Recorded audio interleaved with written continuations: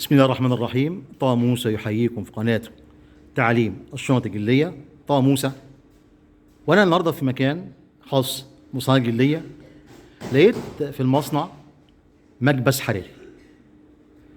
مكبس حراري بيوصل لحد 300 درجة حراري. المكبس ده بيعمل ايه؟ ممكن يعمل لوجو على السخن، حاجات زي كده. طبعا بيكون ليه اسطمبة وتحط مع المكبس. هو طريقة تشغيله يدوي، في دراع هيت تنزل الدراع ونطبع الطباعة.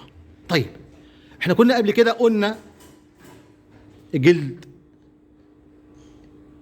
التعبان. الجلد التعبان طبعا احنا عارفين ليه حشفة. الجلد التعبان ما ينفعش يتصنع الا مكوي. هو ده المكبس الحراري اللي ممكن نكوي عليه جلد التعبان. في دراع اهو، طبعا في ميجر هنا كده، نحط الحاجه اللي احنا عايزينها.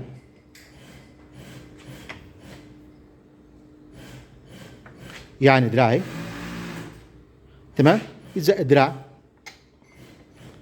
وبعد كده بننزل بالمكبس كده لحد ما ينزل الاخر كده.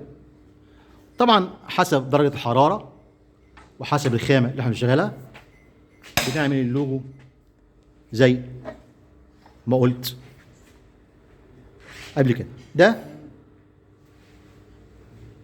شرح بسيط للمكبس الحراري. يا رب يكون الصورة واضحة، وإلى اللقاء في معلومة أخرى.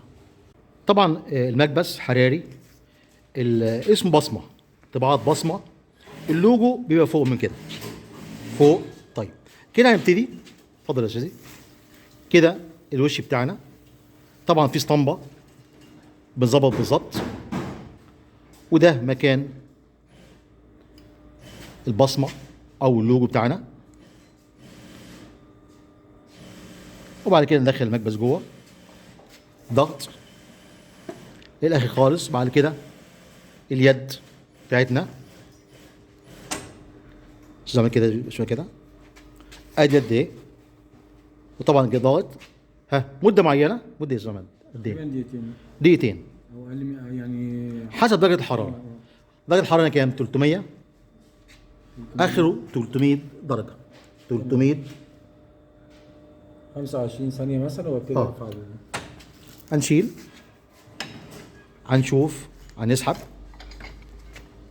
هنشيل الكرتونة. ادي طبعة البصمة. طبعا ده سكاي، ممكن على السكاي او الجلد الطبيعي، اما الاسكت ما ينفعش الاسكت. ده المكبس اللي هو اليدوي القديم بتاعنا. يا رب كده اكون وفيت الموضوع حقه، والى اللقاء فيديو اخر.